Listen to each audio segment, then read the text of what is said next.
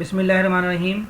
Assalamu alaikum students. Here Shehbaz Ali Paracha, lecturer in physics at Mir Haji Khudabakhsh Khan Dalpur, Government Boys Degree College, Tando Jan Muhammad, District Mirpur Khas, Sindh. Subject physics. Today my topic name is variation of G with depth, which is taken from first class chapter number 6. Students, आप इस video को इस channel पर देख सकते हैं.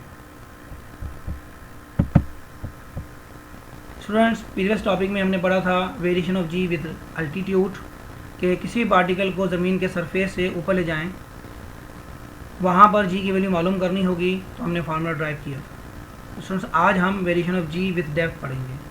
किसी particle को ज़मीन के सरफेस के डेप्थ में ले जाएंगे, वहाँ पर अगर हमें जी की वैल्यू मालूम करनी होगी, मालूम करने के लिए कोई ना कोई फार्मूला होगा. फार्मूला क्या है वो हमने आज ड्राइव करना है. तो स्टूडेंट्स, आप देखें, ये आपके पास अर्थ सरफेस होमोजीनियस है और ये यहाँ पर है हमारे पास, ये अर्थ सरफेस है ये, और ये होमोजीनियस स्फीयर है हमारे पास. ये यहाँ इसके अर्थ सरफेस पर हम यहाँ पर एक पार्टिकल कंसिडर करते हैं और जिसका मास जो है वो m है, और अर्थ का जो सेंटर है, सेंटर से लेकर इस पॉइंट तक का जो दरमियानी डिस्टेंस है वो r ही है. तो स्टूडेंट्स, यहाँ देखें आप कि यहाँ इस सरफेस पर g की वैल्यू जो है वो हमारे पास क्या होगी कि g is equal to capital G m e upon r e square. इसी तरीके से अगर हम के पार्टिकल को डेप्थ में ले जाएंगे, देखें यहाँ से इस सरफेस से लेकर ये नीचे डाउनवर्ड की तरफ ले जा रहे हैं इस पॉइंट तक, तो सेंटर से लेकर इस पॉइंट तक का जो हमारे पास डिस्टेंस है वो r e माइनस के d है, क्योंकि सरफेस से लेकर इस पॉइंट तक का जो डिस्टेंस है वो d है. सो हमारे पास जो डिस्टेंस है वो r e माइनस के d है. अब इस पॉइंट तक अर्थ के डेप्थ में जाकर अगर हमारे पास g की वैल्यू देखें, तो g की वैल्यू जो होगी वो हमारे पास क्या होगी, g dash is equal to capital G m dash upon r e square, और g dash is equal to capital G m dash upon r e minus d का whole square.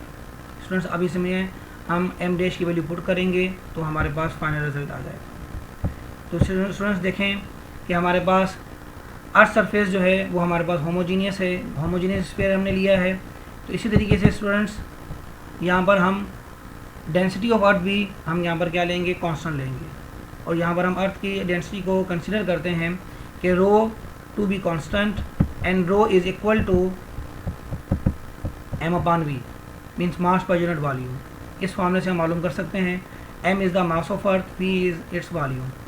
Volume of earth is equal to 4/3 pi r e cube. इसी तरीके से particle को अगर हम depth में ले जाते हैं तो वहाँ पर डेंसिटी क्या होगी, rho is equal to m dash upon v dash. अब स्टूडेंट्स देखें, दोनों की डेंसिटी हमारे पास टू बी रिमेंस कांस्टेंट है. दोनों इक्वेशंस को कंपेयर करते हैं तो हमारे पास फाइनल रिजल्ट मिलता है m dash upon v dash is equal to m upon v. अब यहाँ पर देखें v डैश यहाँ पर डिवाइड हो रहा है, इसको इस तरफ ले जाएंगे इजिकल टू के, तो ये m dash is equal to m upon v dash. इस इक्वेशंस में हम वैल्यूज पुट करते हैं तो हमारे पास क्या रिजल्ट आता है कि देखें स्टूडेंट्स कि m dash is equal to m upon v की वैल्यू हमारे पास क्या है 4/3 pi r e cube into v dash. तो स्टूडेंट्स v डैश हमारे पास आपने देखा है कि v डैश हमारे पास यहाँ पर क्या है कि v dash is equal to 4/3 pi r e cube का होल क्यूब. तो यहाँ पर हमारे पास जो v की डैश की वैल्यू है वो हम यहाँ पर इसमें पुट कर देते हैं स्टूडेंट्स, कि देखें m upon r 4/3 pi r e cube into 4/3 pi r e minus d का होल क्यूब. तो स्टूडेंट्स यहाँ पर 4/3 ये आपस में कैंसिल आउट हो गया, ये आपस में कैंसिल आउट हो गया, पाई ये आपस में कैंसिल आउट हो गया, ये पाई आपस में कैंसिल आउट हो गया. तो हमारे पास रिजल्ट क्या बचा, m dash is equal to m upon r e cube into r e minus d का होल क्यूब.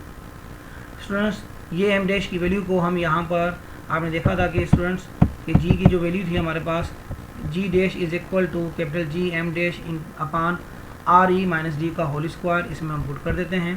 तो देखें students, g dash is equal to capital G m e upon r e cube r e minus d का whole cube into 1 upon r e minus d का whole square.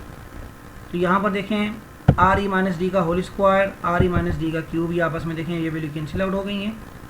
इसी तरीके से हमारे पास यहाँ पर क्या बचा, कैपिटल G m इंटू यहाँ देखो क्यूब था, ये स्क्वायर, ये आपस में देखें स्टूडेंट्स कैंसिल आउट हो गया। यहाँ पर सिंगल वैल्यू बच गई R E minus D. R E minus D में से हमने क्या किया है कि आर ई को हमने यहाँ पर कॉमन ले लिया है। यहाँ पर हमारे पास क्या बचा 1 माइनस डी अपान आर ई अपान यहाँ पर हमारे पास जो आर ई क्यूब ये बचा हुआ है, ये अपान में हमारे पास वैल्यू आ गई आर ई क्यूब। तो स्टूडेंट्स देखें यहाँ पर आर ई क्यूब और ये आर ई, ये वैल्यू आप फिर दोबारा आपस में कैंसिल आउट हो रही है। ये हमने इसको फिर दोबारा कैंसिल आउट कर दिया है।